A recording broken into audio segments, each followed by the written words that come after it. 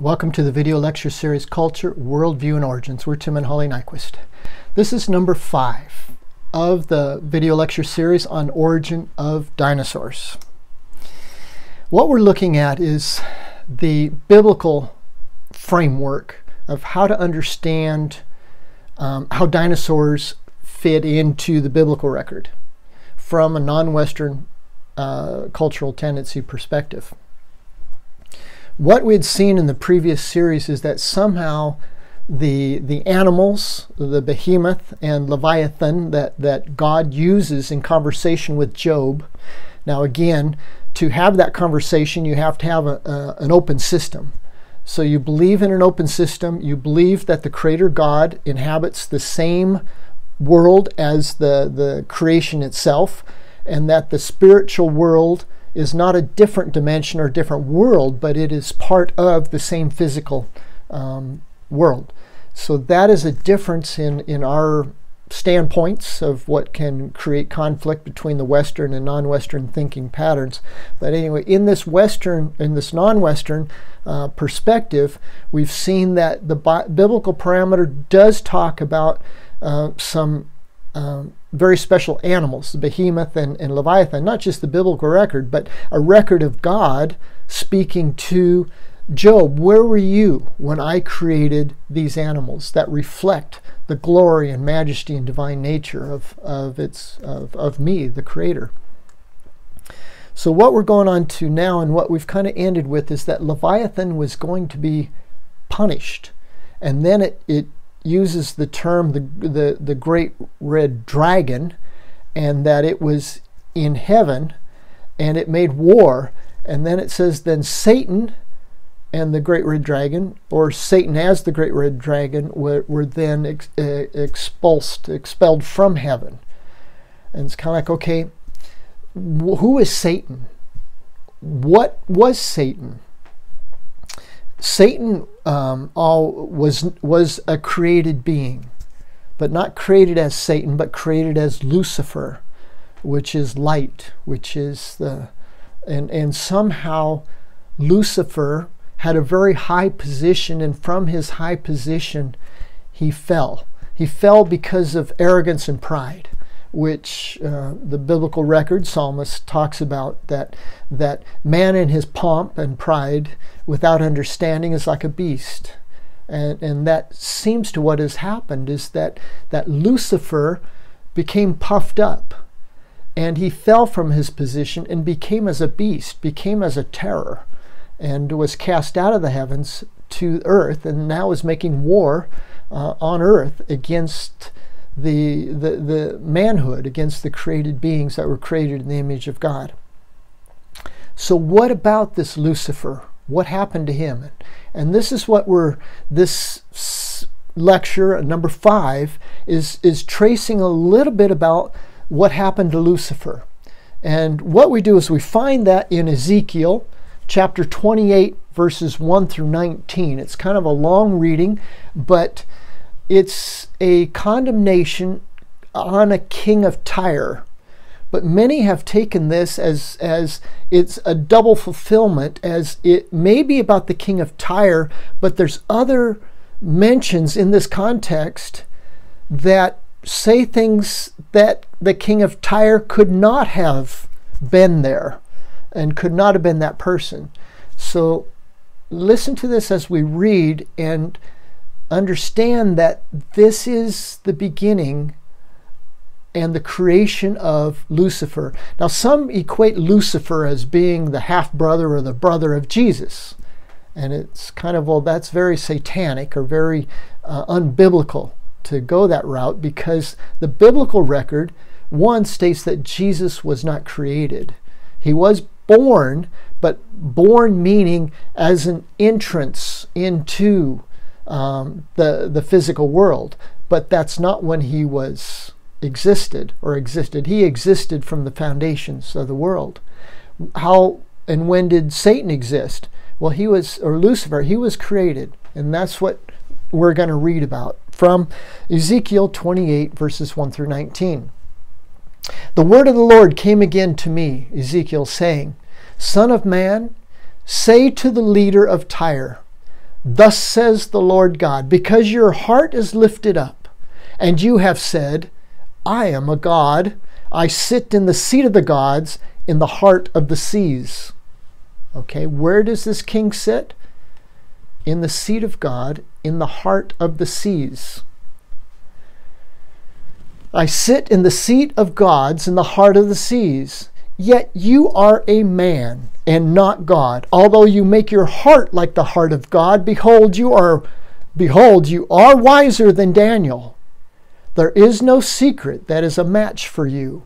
So this being sits in a seat, in the seat of the gods, in the heart of the seas. But he is not God. He has the heart. You are a man and not God, although you make your heart like the heart of God. Behold, though you are wiser than Daniel. By your wisdom and understanding, you have acquired riches for yourself, and have acquired gold and silver for your treasuries. By your great wisdom. Okay, now what did Satan offer Jesus in his temptation? When he took him up on the high hill and showed him all the kingdoms of the world, if you will bow down and worship me, I will give you all these riches. You have acquired riches for yourself and have acquired gold and silver for your treasuries. By your great wisdom and by your trade, you have increased your riches, and your heart is lifted up because of your riches. Therefore, thus says the Lord God, because you have made your heart like the heart of God, therefore, behold, I will bring strangers upon you, the most ruthless of the nations. And they will draw their swords against the beauty of your wisdom and defile your splendor. They will bring you down to the pit, and you will die the death of those who are slain in the heart of the seas. Will you still say, I am a God, in the presence of your slayer, though you are a man and not God? In the hands of those who wound you, you will die the death of the uncircumcised by the hand of strangers, for I have spoken, declares the Lord God. Again, the word of the Lord came to me, saying, Son of man, take up a lamentation over the king of Tyre, and say to him, Thus says the Lord God, you had the seal of perfection, full of wisdom and perfect in beauty. Now, who is he talking about? Is that the king of Tyre that had the seal of perfection and full of wisdom and perfect in beauty? You were in Eden. Okay, now we know. No, this is not the king of Tyre. This has to do with another being, and a being that is majestic, a being that was perfect, a being that had the seal of perfection, that had all wisdom, and now is in the garden. The garden of God. Every precious stone was your covering, the ruby, the topaz, and the diamond, the beryl, the onyx, and the jasper, the lapis lazuli, the turquoise, and the emerald, and the gold, and the workmanship of your settings and sockets was in you. On the day that you were created, they were prepared. This being was created. It is not the brother of Christ, nor the half-brother. Jesus was not created. This being was created. You were the anointed cherub who covers, and I placed you there. You were on the holy mountain of God. You walked in the midst of the stones of fire. You were blameless in your ways from the day you were created until unrighteousness was found in you. By the abundance of your trade, you were internally filled with violence, and you sinned. Therefore, I have cast you as profane from the mountain of God, and I have destroyed you, O covering cherub, from the midst of the stones of fire. Your heart was lifted up, and because of your beauty, you corrupted your wisdom by reason of your splendor. I cast you to the ground. I put you before kings, that they may see you. By the multitude of your iniquities, in the unrighteousness of your trade, you profaned your sanctuaries. Therefore, I have brought fire from the midst of you.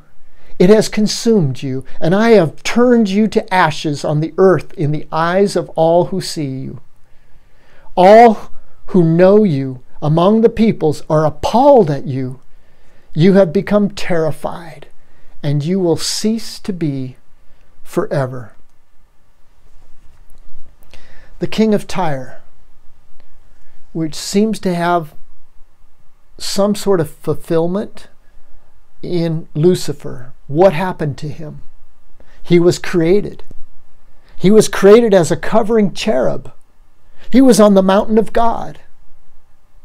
He was probably one of the highest of authorities. And he was beautiful.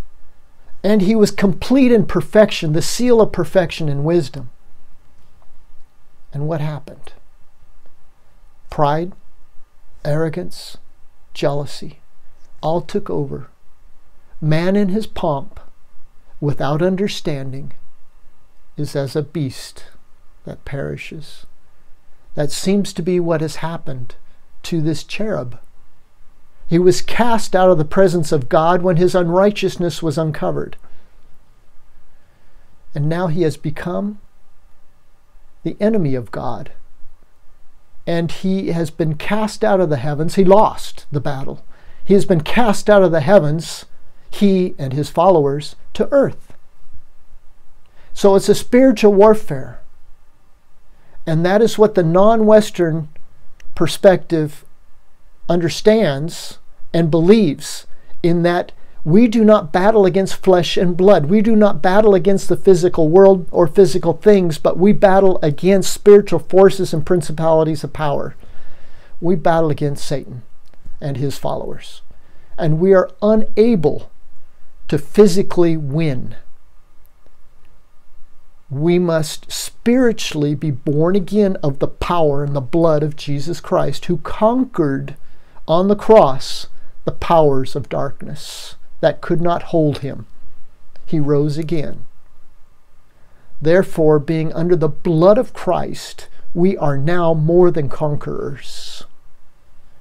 But the time is still coming. We are still within the realm, the physical world, that is governed by the prince of the air, the prince of this world, which we have nothing to do with.